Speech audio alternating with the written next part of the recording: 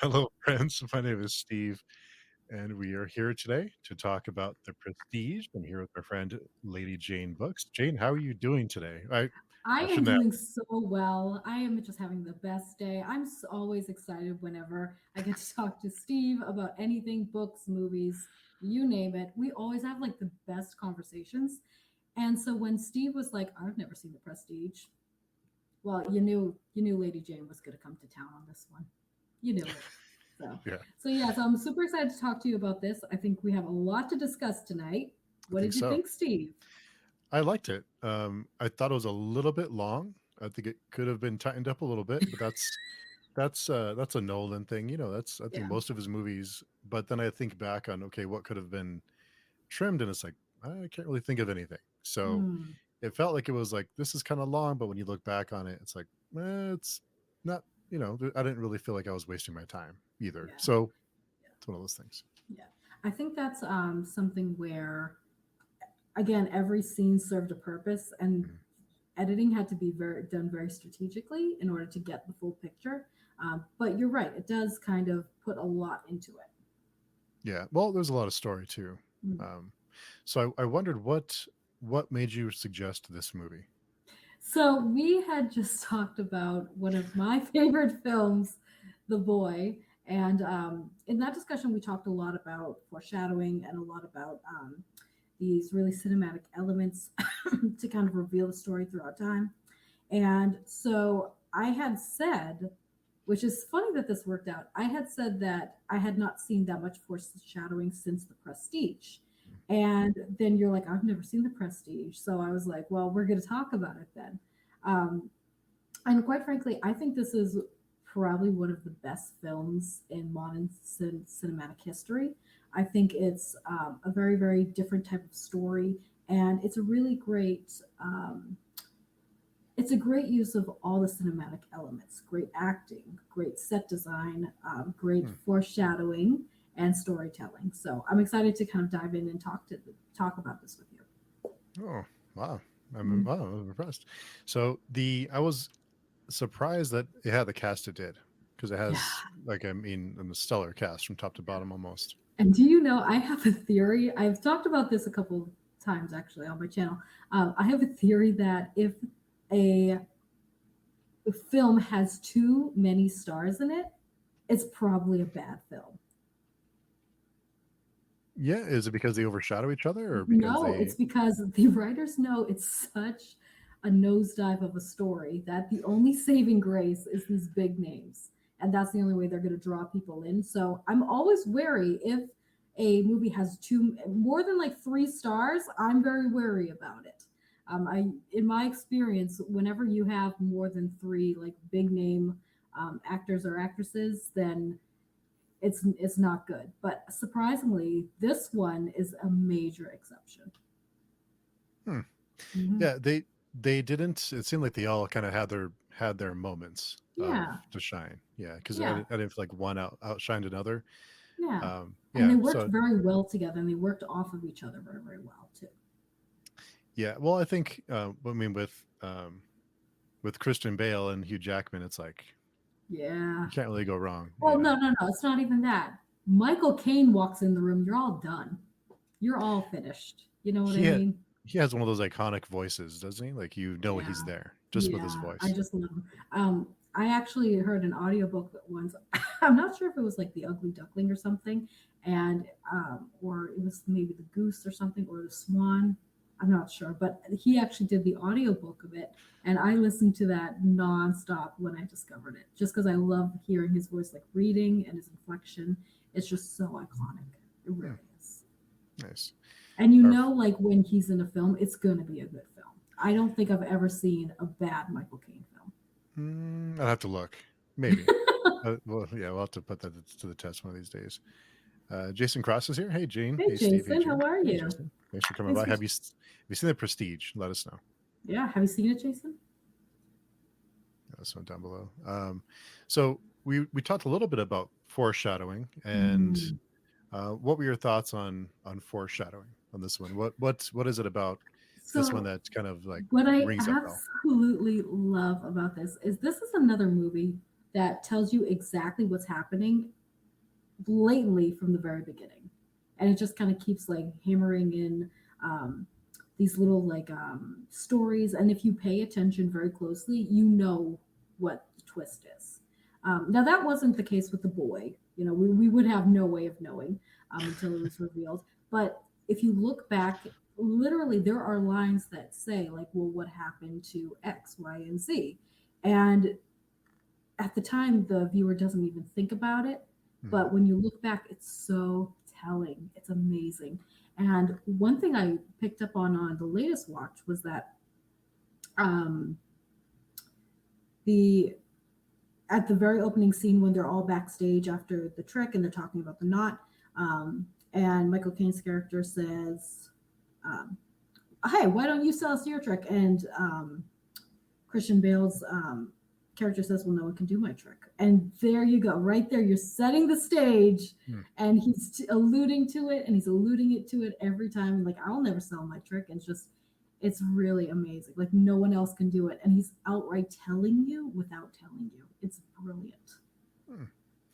And there is a lot of, well, first of all, I didn't know magicians were so ruthless. I mean, I had no idea they were It's this, showbiz. It's showbiz. Of course, they're going to be ruthless.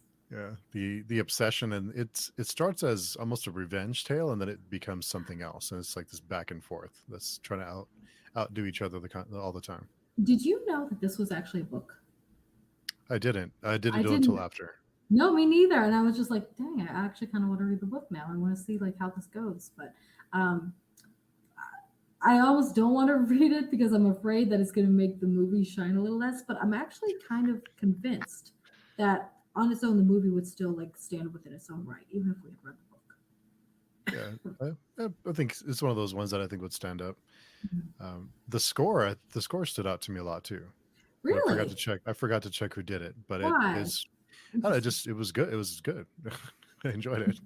I honestly didn't notice that as much. I looked more for like the storytelling and the tells and the action and stuff like that. So I'm gonna have to watch back and now listen to the actual score. Yeah. You know what was a great moment though? At the very, very end when he's alone in the basement. I'm not sure if you even call it the basement with the prestige materials. Um, and you have that really like screechy violin where it's building that suspense so well and it's timed so well. I have to say I did like that part of the Mm. score. So the first time that you watched it, did you know what twists did you see coming? Because there's a lot of twists. I actually didn't see any of them coming the first Hmm. time I watched it. I watched this years ago, I think when it like first came out. And okay, I did kind of suspect a little bit about the main twist, about Christian Bale's character. Um, Hmm. Really? but yeah, You but saw that? the Wow. yeah, but the way they had incorporated it, because I was like, no, the whole thing that kind of tipped me off was the trick part, where Michael Caine says, and this is another foreshadowing, and I think it's brilliant. This is one of my favorite parts of film, um, where Michael Caine's is backstage with Hugh Jackman's character, and they had just seen his trick, the competition to Christian Bale, and um, Hugh Jackman's character is going nuts. He's like, "How does he do it? How does he do it?" And Michael Caine gives this little tiny dead giveaway. He's like, "Well, he has to use a double. That's the only way I know how." And he's like, "No, it's the same one. It's the same guy that comes out." And Michael Caine just quickly, quietly says, "No, it's not." Hmm. And that again, it tells you everything that's going on, but it's so subtle. And this actually led me to a recent like thought process of mine where I personally believe that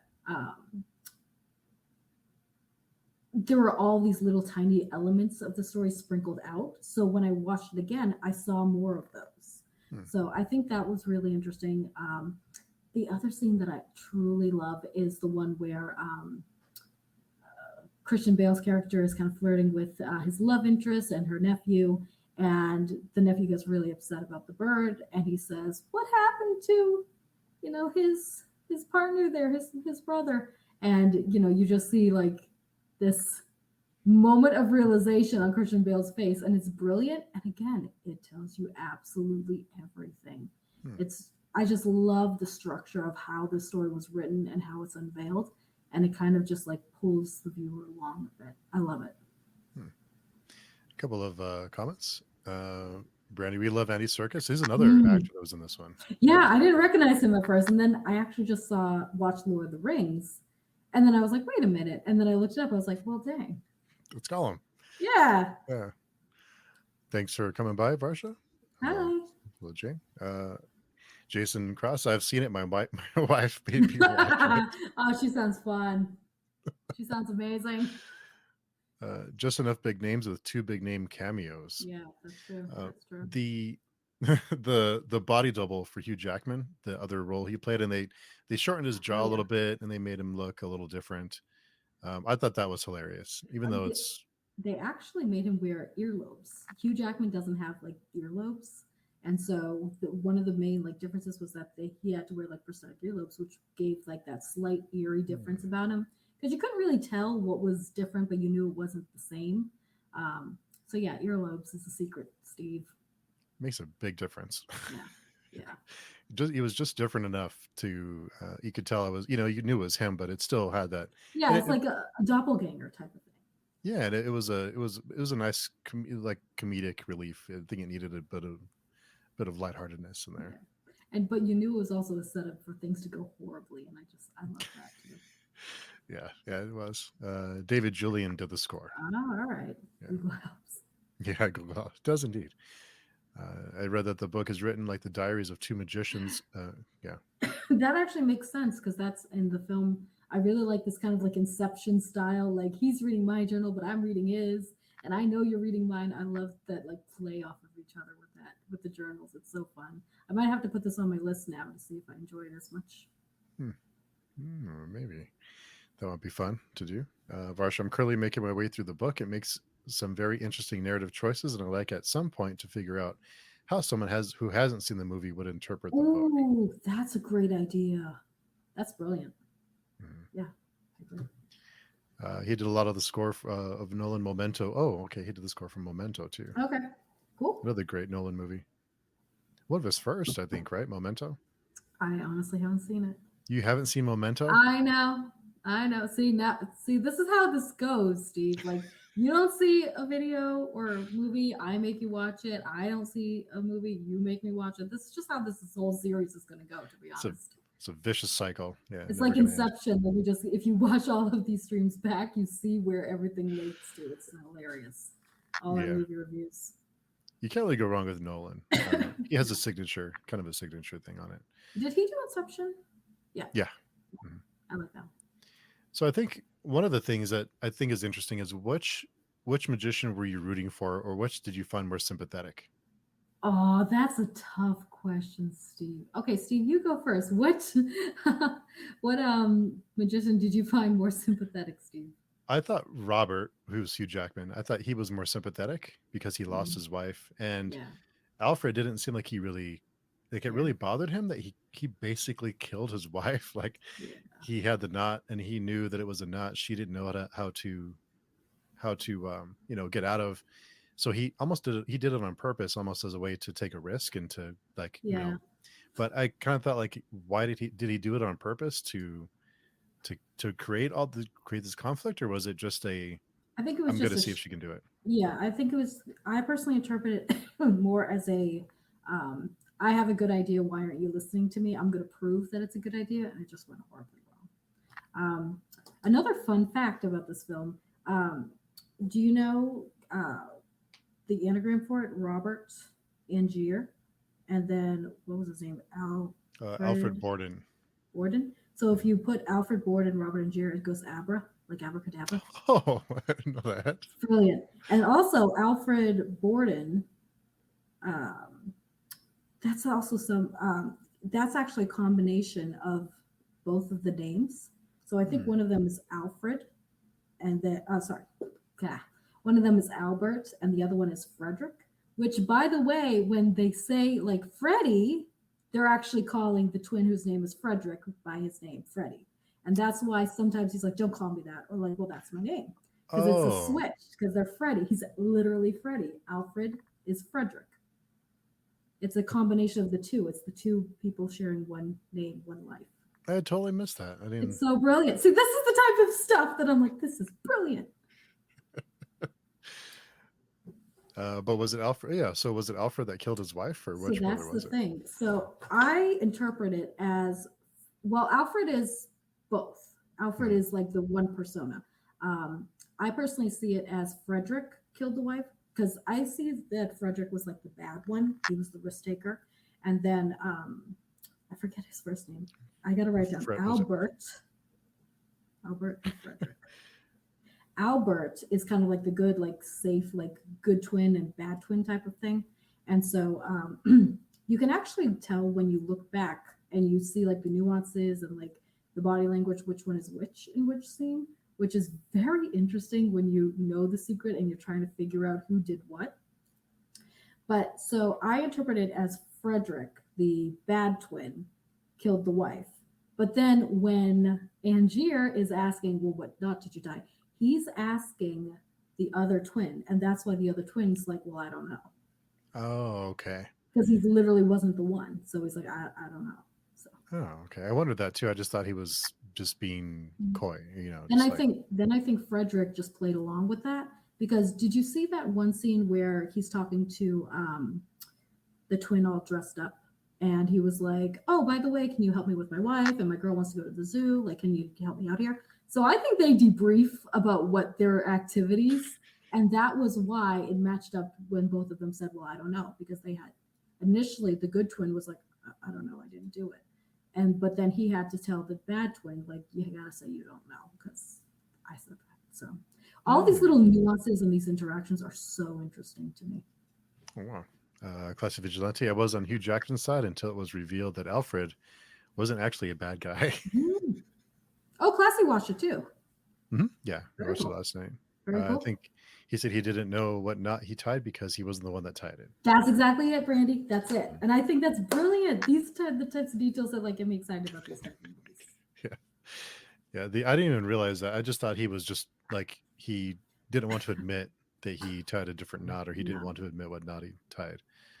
Which, by the way, there's also a theory that one of them has like a shaven eyebrow, like it's like a little scar, but the other one has like a shortened eyebrow. I tried, like I stood in front of my television looking at this, at these gentlemen's eyebrows, things we do for YouTube, Steve. Um, and Yes, indeed. I couldn't really tell. Like I was like, no, they all kind of look the same, but evidently people claim that like you can tell which twin is which based on like the position of the cut in the eyebrow. Hmm. Interesting. So, there's lots of double crosses, and one of them that I didn't see that I probably should have was Scarlett Johansson's character Olivia. That Yeah.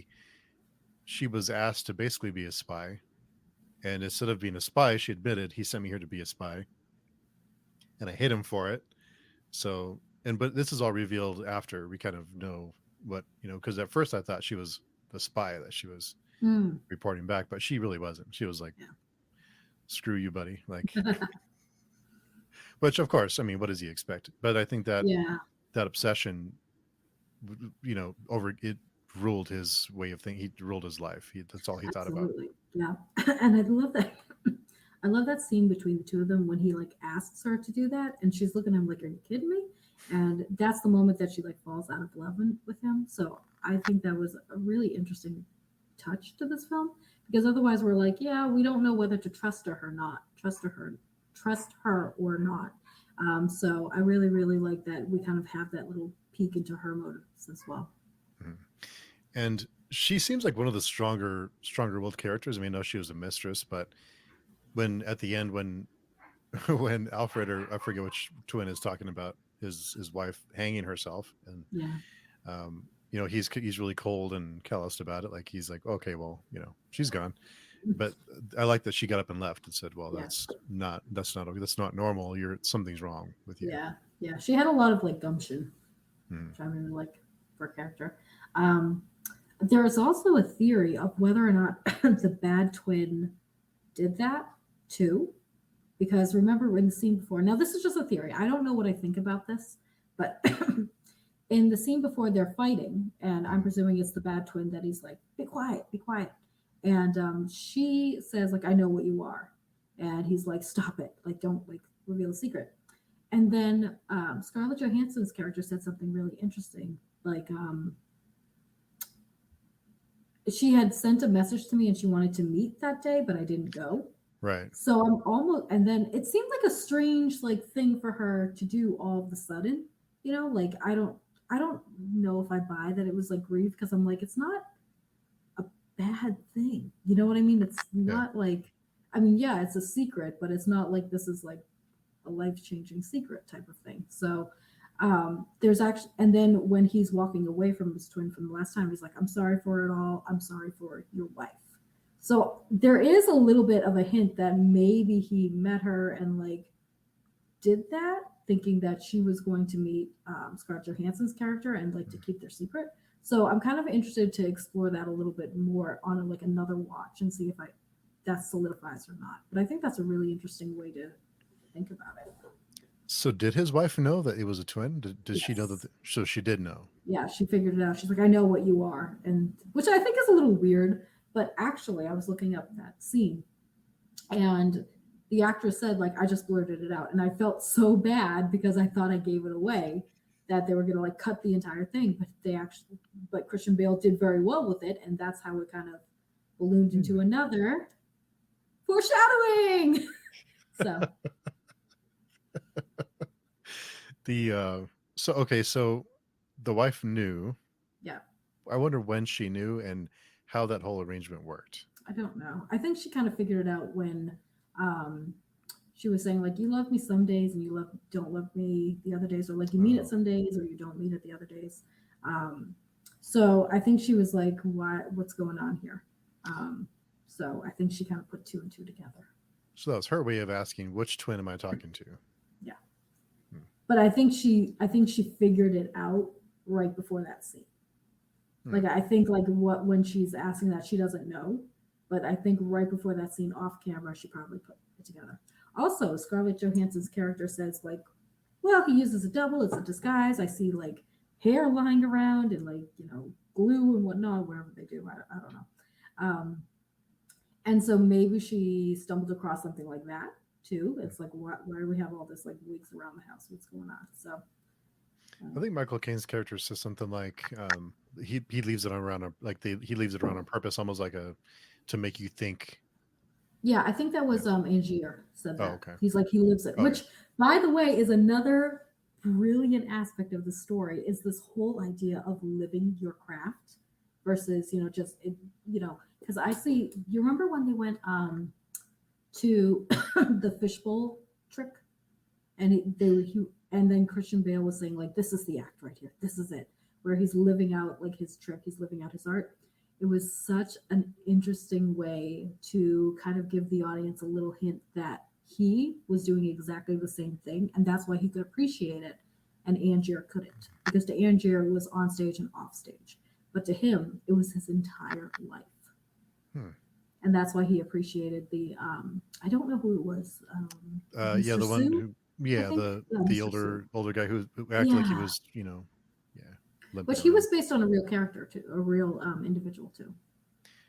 And just I would imagine back then, these tricks, the lengths that they went to like the bird trick with this big contraption on his back and all these wires, and they had to like wind it up and pull the bird in, and it's like they went to a lot of work to do one trick. Dangerous too, obviously.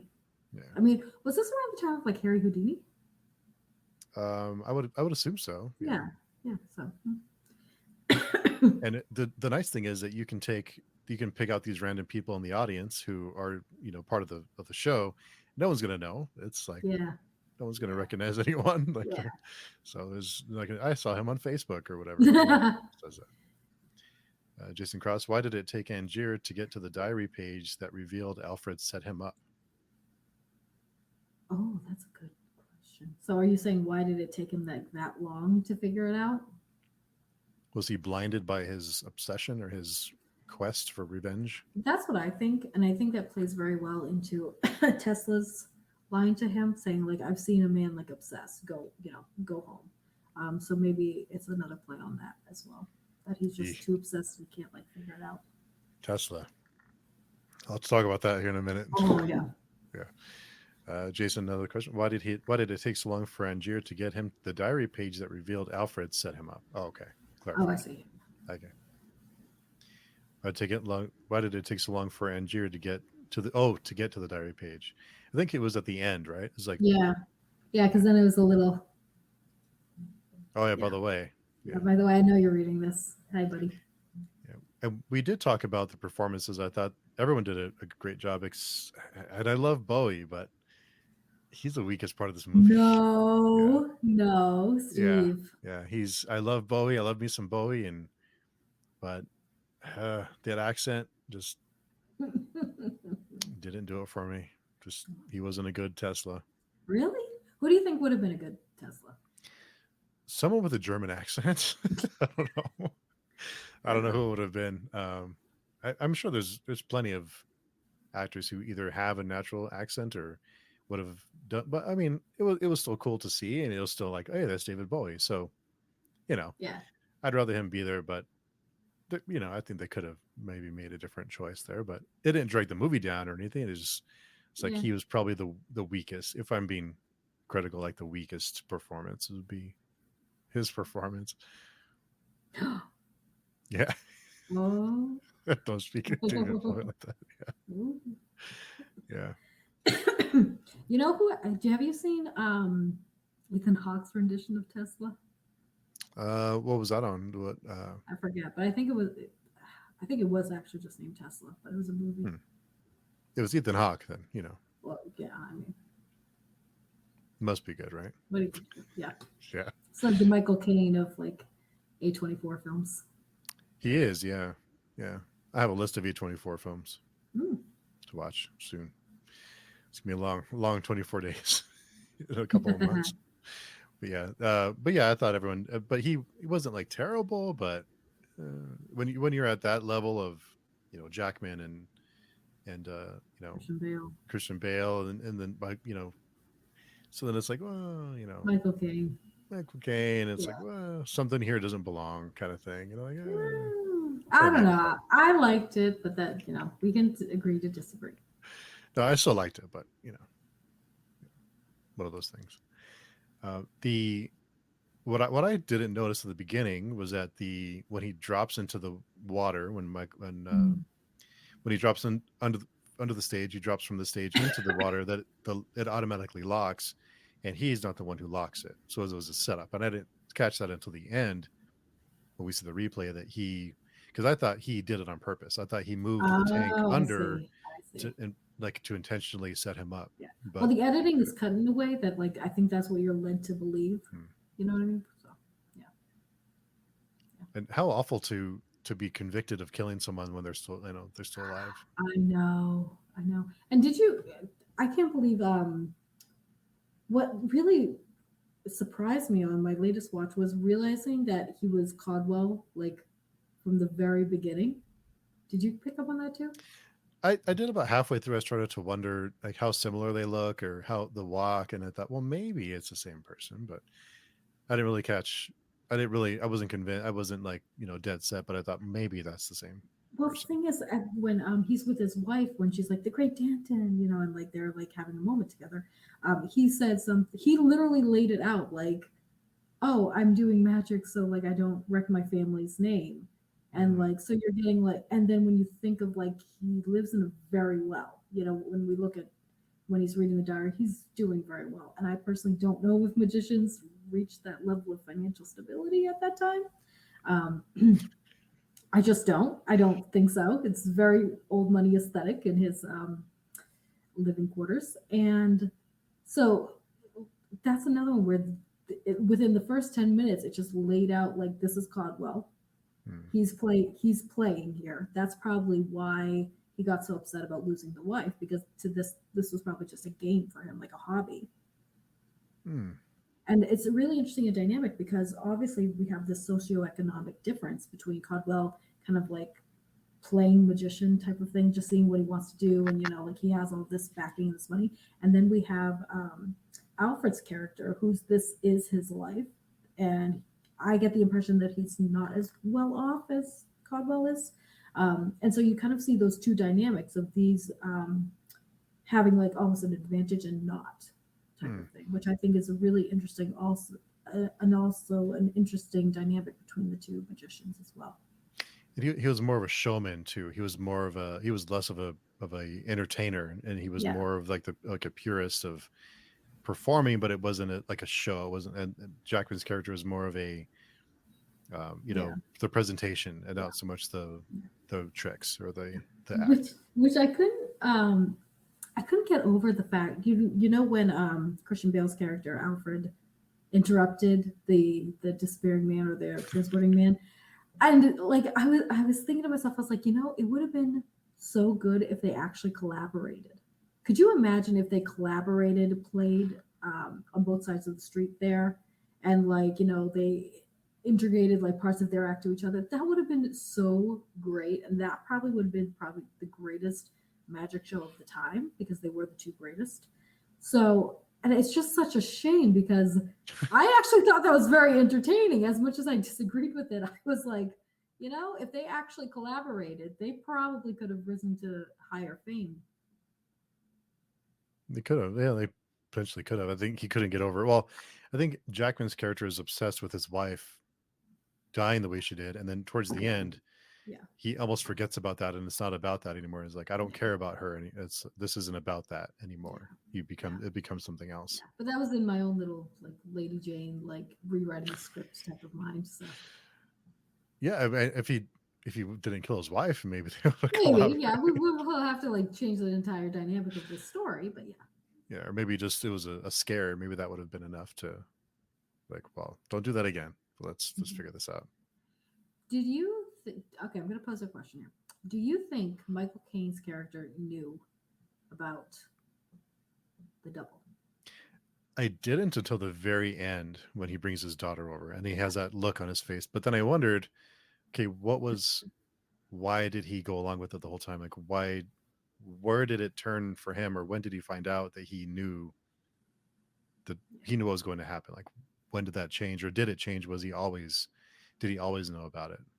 I'm under the impression that he always knew because he keeps saying like the only way I know to do it is that there's a double, which is giving away that he knows there's an exact double. Um, when he said like, oh, it's the same guy that comes out, he's like, no, it's not, and so like that's also giving away like, no, I know this.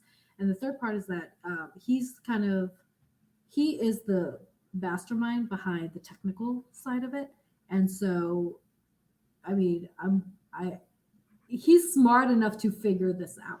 You know what I mean? Hmm. Um, so I personally think like he knew the entire time, and because remember when he said they were saying like don't give away your secret because the second you give away your secret, you're worthless to them. And I think Michael Caine's character really took that to heart and he really lived by that. He was another one that he could appreciate Christian Bale's like dedication to it because that's what he lived and breathed. Hmm. And so I think that's why he never like gave it away. But he was just like because the secret is the end all be all in this dynamic here in this world. The prestige. The prestige. Yeah, yeah. I Which like that. again is brilliant. It's a brilliant way to think of this film. Yeah, I like that they broke down the three different parts of or I think Yeah. that's pretty clever that they And broke it down then like the that. stories actually mirror the whole parts, which I think is really cool. Yeah. Yeah. But I did wonder too if the wife figured it out when he was shot in the hand, because they're looking at his hand and it looks the same Oh. as it did when it first happened because he had chopped off his fingers to match so no one knew Yeah, but that. like how long did they wait in between too? I'm like, like was this like a week? Like no offense, this got to be some same day action here. You know what I mean? Like Can't waste any time. But back then you figure that if you chop off a limb, even a finger, then I mean, you're you're taking a done. risk You're because done. it gets infected and you're kind of Germs. screwed. Yeah. Germs. Germs. Yeah, it was serious business. The Yeah, so I did like the end when well, first of all, it made me think too with the Tesla machine. I think you kind of kind of caught on that okay, that he didn't really kill him. It's like a double or whatever. But would you be able to kill your double if this Oh machine would no, create new Janes? Would you be able to no, kill them no, over and over again? no, no, definitely not. I couldn't do that to another Lady Jane. Absolutely not. That would just be a travesty to the world here. Um, no, that's one part that I still kind of struggle with, and maybe Mm. the book explores it a little bit better. But I never understood like, does the machine make a copy over there, and then the main person stays the same? But in that, if that's the case, and they drop down, the main person's dying. So how does this person then like figure out what's Mm. going on? You know what I mean? So Yeah. I've pondered this for a long time, and I was like, there has to be some type of transfer of consciousness there, which I don't know really works. We're getting into more like sci-fi here. Um, yeah, so that's one thing that I'm like, I'm not sure if I'm following here. You know what I mean? So that's one thing that kind of bothers me about this movie is that we need more answers on how that technically works. Because I never Mm. understood when he said like it took courage to either be the man in the box or the man on stage. Unless he has like like an inventory of himself that he can like, okay, go to the balcony, and when I give you the signal, then you come out and you go to the stage and you fall in the trap and you'll be fine. And he really won't. Yeah, but I I don't know. still, yeah, I don't know how well that works though. You know what I mean? That's one, because I always took it that there was one person at the time making a copy over here, and then see, I don't know. See, yeah, see, it's so complicated that I don't know about the sci-fi elements of this because I thought they were making like a lifetime copy. You know? Yeah. Unless when they're duplicated, they know exactly what's going on and they know their role out. But he doesn't hesitate when he creates his first duplicate. Like he But then, doesn't yeah. hesitate. But then, how do you know like what the plan is? You know what I mean? Because I don't know. Just that part bothered me. I don't like that part. It weirded me out because like logically it doesn't make sense. You know? And why 100 shows? Like what is there? Did he put a cap on himself to kill himself 100 times? What was 100 about? Do I you don't know? know. Was that No, that anything? I don't know. I like how you asked me, like, well, do you know what that's about? Like, I'm the expert at this. No, Steve, I'm not Christopher Nolan. I don't know. You've seen it a bunch of times. I maybe thought you had an idea. Too much faith in my abilities here. No. But yeah, I did. I kind of took it as he's giving him a like a limited window to come and see what he's doing. Yeah. Kind of like if you want to see, you have to come now, kind of thing. Like this is limited engagement. I also think it's part of his showmanship. Hmm. You know, people will go to see when it is a limited engagement and like what's he going to do for the 100th and like that type of thing. So I do think it was kind of a PR stunt. Hmm. And they do a great. They especially the moment where he hands the gun to someone and he said, "Okay, go ahead." I was like, how dumb do you have to be? Like, you didn't even look at him. Come on, man. I mean, you'd think you'd like take a look at the crowd first, right? You You'd like think want you'd to look make the sure. guy in the eye that you're handing a weapon to. And when he gets shot, I like how everyone laughs. No one really comes to his I rescue. know, and I'm All just laugh. like, yeah. Dark times, man. Dark times in entertainment. Ruthless. Yeah, they don't mess around. They're not messing around at all. What other foreshadowing did you enjoy with this one that you can think of? So I actually just realized in the very first opening scene. Do you remember when Michael Caine's doing the magic trick with the birds, and you Mm-hmm. see all of the birds across the window? Yeah. They're all copies of each other. They're well, not copies, but they're all like twins, or they're all like they look the same in cages. Hmm. Yeah. Which I think that's pretty brilliant. I just picked up on that like 2 days ago, um, and I really like the. I really one of my favorite scenes is the one that I already mentioned, where he's flirting with his new love interest, and she has her nephew, and the nephew's crying, and he knows like he's like, what happened to the brother? What about the brother? And that A gives away that there's a brother there because Christian Bale's character is kind of like, you're smart, kid. And then it also foreshadows what's going to happen ultimately between the two brothers. So I thought that was a very, very, and then he says, "Oh, your boy's really smart," um, which is kind of like talking about his own situation too. So I think that scene is very brilliant because, again, it's so subtle, but it says so much about the story in many different layers and many different lights. So that's one of my favorites, I have to say. And after he meets her, and he's like, "Do you want to? I could go for some tea." And she's like, "Well, maybe next time." Yeah. And he just like shows up and like she locks the door. She purposely locks the door, and she turns around and Yeah. he's there. It's like, is that is Yeah. is that a good thing? I mean, but I don't know. Yeah, that That's kind of creeped me out. Then no, a little no, creepy. no, no, Yeah. that was not well done, gentlemen. Um, and she laughs. So I would not be laughing, No, it's but like, what are you doing here? Yeah. yeah. But also, I wonder like which twin had the date, like who had like the going out date, and then who had the staying in date. You know, Yeah. because I'm like, does your evil twin? I think it's the evil twin. I'm gonna call him evil twin, Freddie. I think evil twin like showed her around town, but then the like tea time was the good twin because it's like the quality time. But I don't know. Mm. So because it kind of freaks me out the other way. You know what I mean? Yeah, it was a little strange. Yeah, a 'Cause little I'm like, weird. I would not want to end the date with Freddie. You know what I'm saying? And it does, like, on the first watch, I thought maybe he does have some kind of skill that he can, like, there's something special about him for him to, like, appear in the room after he's right outside the door. Maybe there is something special about him that he has some kind of ability, but it's the Tesla twin. machine. That's the machine. I'm also like, dude, you broke into our house, like, while she was away. Like, nah, this is What if not. what if what if it was like a This is bad not lunch? it. Then what? Yeah, I'm like, not it. Uh, A because little it literally creepy. means they had to break into her house when she's gone. It just creeped me out. I didn't like that at all. That's like some planning. Yeah. And I love it. I just picture them like sitting together, be like, it'd be great if we broke into her house. That she'll really like you, man. Come on. You know what women love? When you just like appear in their Burglary. house. Yeah. Breaking and entering.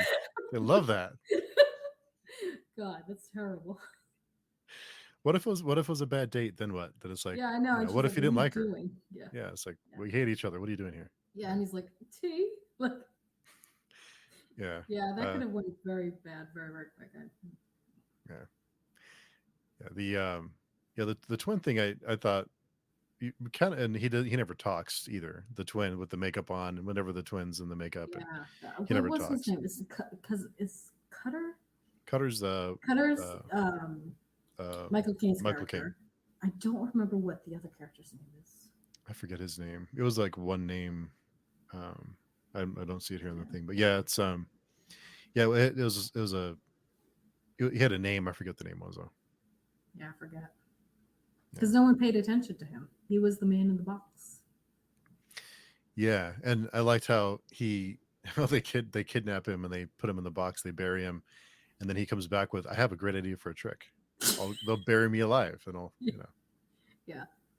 had a test I run." felt, yeah, and the interesting part about that scene too is that you don't know which one was which at the time. That was one where I lost who was who because he's like, I almost lost something very precious to me, and I couldn't tell if he was talking about the brother or if he was Hmm. talking about his own life. Because I'm like, ooh, that's interesting. I would think that it would be the bad brother was the one that was trapped because I think Hugh Jackman's character says something to the effect of, "You gave this up to me pretty easily, like you folded pretty fast." So maybe the bad twin would have taken a little bit more time to negotiate, I guess, or to kind Oh of yeah, maybe. outmaneuver him somehow. But he folds pretty quick and he gives him what he wants. Well, Yeah, he gives him the name. He gives him something. So yeah. maybe it wasn't. Yeah, I lost track of who's who at that dinner when he was being kind of jerkish to everybody. Because I was like, I know you're the bad twin, but I can't tell if you were in the ground or you dug yourself up. I'm not sure. So Hmm. Yeah, yeah, he does panic. He's one of the moments when he says, "Well, where is he?" So, well, he's under there, and that's one of the few moments that you seem like he kind of loses it. He's like panics and he grabs a shovel and starts shoveling. Which, if you think about it, Hugh Jackman was so close to discovering the secret. If he looked a little bit more closely, could you imagine? And I like that he shot through the coffin and shot Michael Caine's character. Yeah, yeah. What do you expect? I mean, yeah, he has a gun, so Yeah, be careful. yeah. That whole plot, I was a little like, no, this is a little weird. Y'all kind of quit it now. Draw the line at burying alive. The moment where he falls through Hugh Jackman's character falls through the floor and he moves basically like the big pile of whatever it was, and he falls on his leg, and Christian Bale's character standing there like, remember me. Which, by the way, this is another really interesting exploration of the socio-demographic difference between them, because both of them got hurt in their line of work. But Hugh Jackman's, he walks with the cane. He almost gets elevated a little bit because of it. Whereas Freddie is thinking like, shoot, I can't do this trick. I can do card tricks. I can do this. He's trying to think of how to preserve his livelihood through this injury. So I think that was really interesting that they both sustained an injury from their work, yet the reactions are very, very different. And I think it's because of their socioeconomic differences. Interesting. I didn't think about that. But he is at a major disadvantage being a magician, losing Hands. A couple of fingers. Yeah. I just actually, that popped into my brain while you were asking me another question, and I was like, oh, I better mention that. And it is a tell at the end when they were going through the prison, and the daughter's walking up, and you see him limping with the cane. So okay, that's him. Yeah. Which I was also like, my first watch that I watched this, I didn't like put two and two together that he was like the guy. I was like, wait a minute, but then I figured it out subsequently on my second watch that it was like, oh, this is Lord Codwell the entire time, and he's so wait, so he is then the original magician then, right? Because can the clones have the same injuries? I would assume it'd be identical. So yeah, I think they'd be born, or they'd be duplicated with the same injury. Okay, because that's also something that bothered me, because I'm like, wait, so is he not the one in the box the entire time? So like, yeah, it gets complicated when you think about it. So which twin lived then? The good one.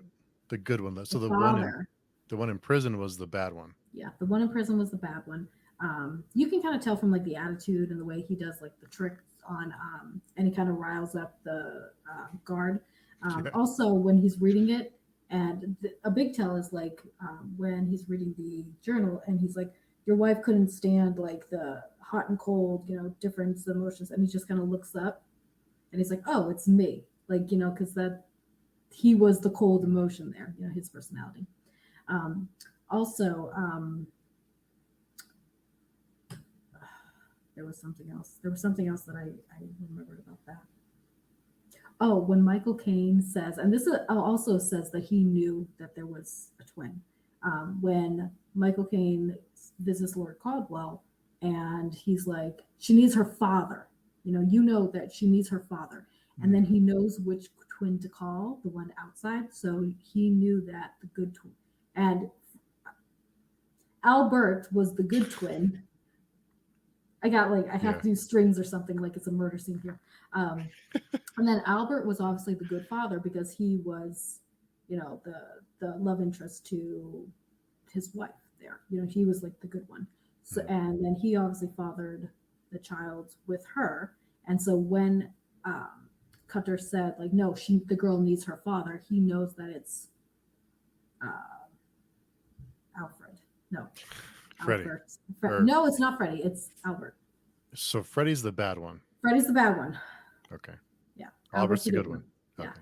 And together they're Alfred. But when he's talking to Olivia, doesn't she call him Freddie and he gets mad? Yeah, because it wasn't Freddie. That was a nice one. Okay. That's how you can tell. And like when when his wife's like, Freddie, why is she calling you Freddie? He's like, well, that's my name, because that was the bad twin. That was Frederick. Oh, okay. So, and then when they have to switch, and she's like, Freddie, and he's like, don't call me that. That was Albert, because he couldn't stomach the thought of himself having an affair on his wife. And he didn't want to be Freddie. And then she It's tells very him some. nuanced. So you gotta like Yeah, track this. Yeah. yeah. So the good twin was in love with the wife, and the bad Hmm. twin was in love with Olivia. Yeah. Okay. Yeah. Yeah. I know. It's very complicated. And then you got eyebrows and like Yeah, it's a lot. It's a lot of work to keep up that whole thing. I mean, yeah, that's yeah, work. yeah. Hmm. The dedication to the craft, which is why he liked the fish trick. Yeah. Wow. Let me make sure I get the character name right. When Robert died, You see Chris's I'm comment? yeah, Yeah. definitely need to rewatch. Yes. Yeah. When Robert died, were you sad? No. Why? I kind of I don't like either of them to be honest. Like they were both Hmm. well, they were both like morally gray characters. I think Robert had the potential to be really good, but obviously his ambition and like his obsession with his wife kind of got in the way of that.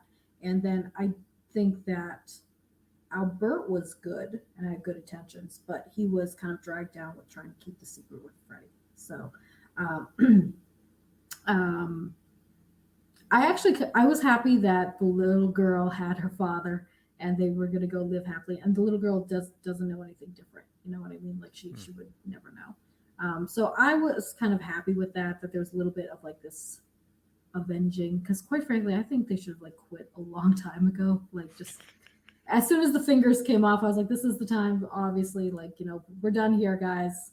So But what's he gonna do though? I mean, it'll be you. He loses his fingers, and I mean, he has nothing else really going for him. That's his thing. yeah, but the other one lost his wife too. So it's kind of well, what's the next step here? Obviously. Yeah. Yeah. I'm certain it's a different experience if you watch it. Yes. Now you're all gonna be watching and be like, wow, this is mind bending. It really Everyone's is. gonna be Yeah. counting the eyebrows on the cut. Pause it. I need to count the eyebrows. Wow. Yeah, that's a lot more. It's because I did. There's lots of twists, Yeah. and I appreciated the twist, but there's even more to it now after this conversation that I missed. A lot of stuff that I missed. Yeah. But this is why I love films like this, is that, you have this means of discovering something that was right in front of you and you may not have picked up on. I didn't pick up on like half the stuff until I rewatched it this week. Like the birds and about the what happened to his brother. And so, I love films that when you rewatch it, it's a whole different experience as well. Definitely. Yeah. Yeah. Yeah, I think this would be a lot different on a rewatch too. Yeah. Yeah. So we had mentioned a little bit about the length. Would you shorten it? If how would you shorten it if you did shorten it? I honestly would not.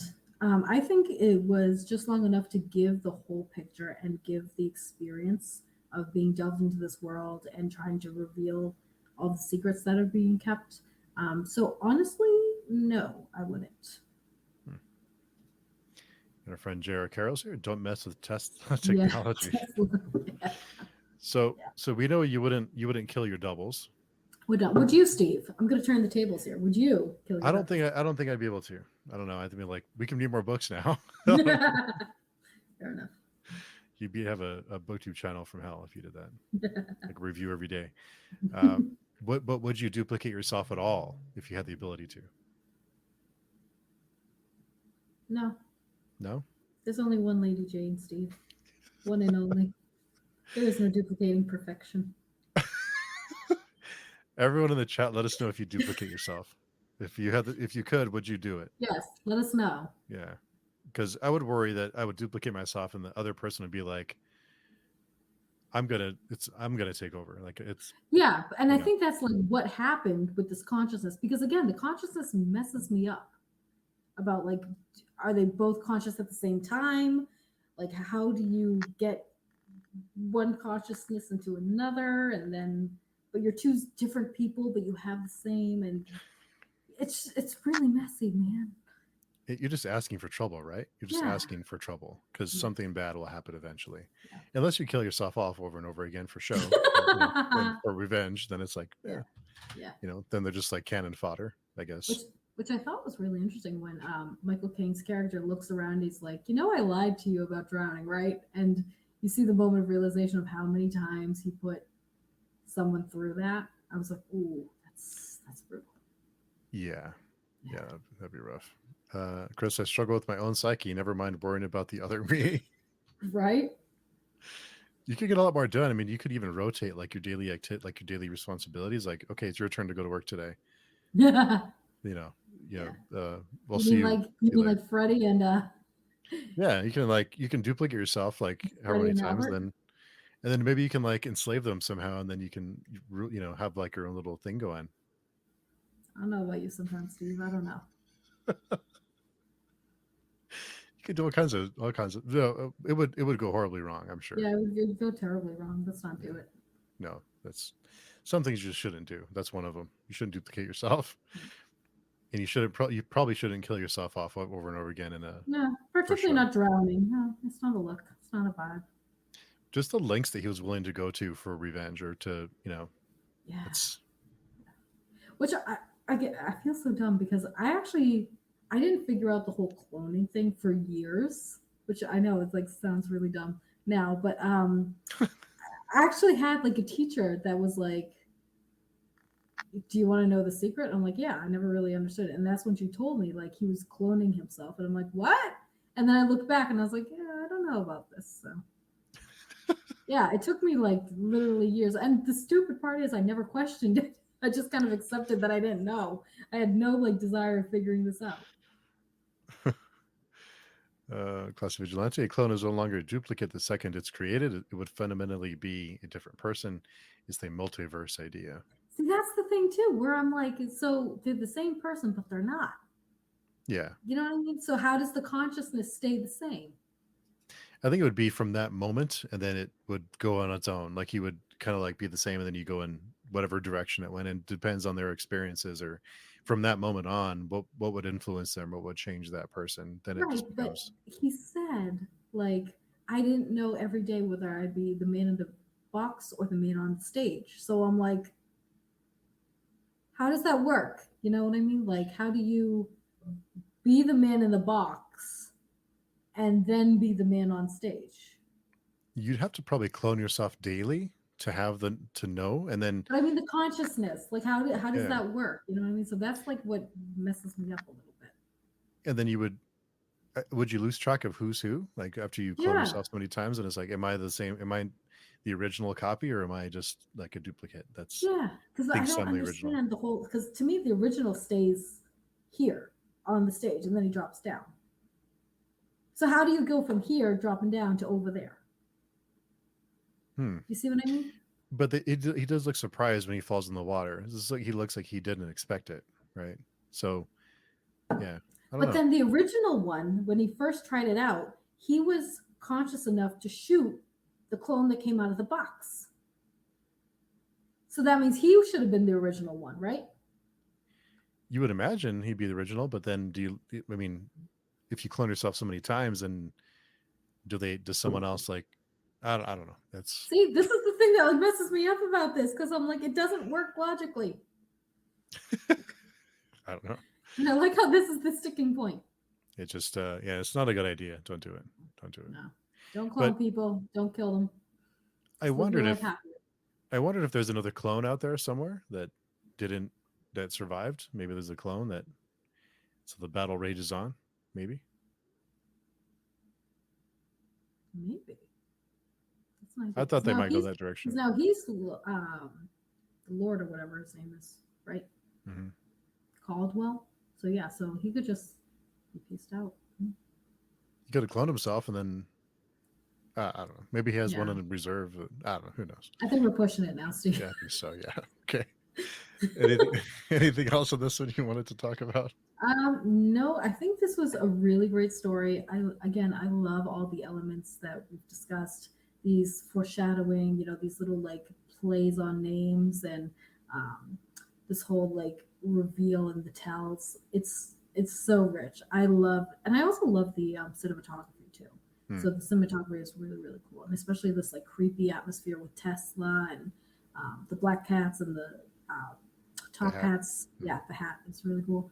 So I really enjoyed this film. I'm so happy you got to watch it. I'm so happy we got to discuss it. What overall did you think, Steve? I enjoyed it. I think, like I said, it was a little bit. It seemed a little long at times, but then when you look back on it, it's like I don't know what I would cut Yeah, because it's all there for a purpose. I was a little probably bit. Tesla. Well, yeah. I mean, I don't know. He's okay, I guess. But Mm-hmm. yeah, I would have maybe changed actors and given David Bowie another role. But um, I was a little. I know this movie was 2006, but the special effects were a little. I'm not like a big special effects guy, but it was like Yeah, could have spent a little bit more money. yeah. But I actually read that David Bowie rejected the role at first, and that the director flew out there and like basically pleaded him and like made his case and did a whole like PowerPoint. I don't know if he did a PowerPoint, but like I'm imagining that he made a PowerPoint of why David Bowie had to be this character. And then David Bowie's like, yeah, all right, fine, let's do it. wow, So maybe that you're picking up on that energy, Steve. maybe he's just didn't want to be there. He's like, Mm, screw this. yeah. Have you seen Extras, the UK version of Extras, the when he sings to I forget his name. You gotta look No. that up on YouTube. Look that up, the pathetic little fat man song on YouTube. Just trust me. Just look it up. Anybody watching, look it up. David Bowie on Extras. It's hilarious. It's great. It's awesome. Everyone I'll should take your watch it. word for it, Steve. Yeah. Well, thank you, Jane, for the another great recommendation and Well, thank another you. really great Thank you so much for conversation. watching it. I Yeah, it was always have a fun. great time talking about books and movies with Steve talks books or movies, and and so I'm really glad that we got to watch this. Hopefully, we'll get to do another one at some point. Yeah, I have another 10 day or 13, 14. I don't know. I have a few more days to go, so All right, I need to fill up some days. So I'm down. Yeah, awesome.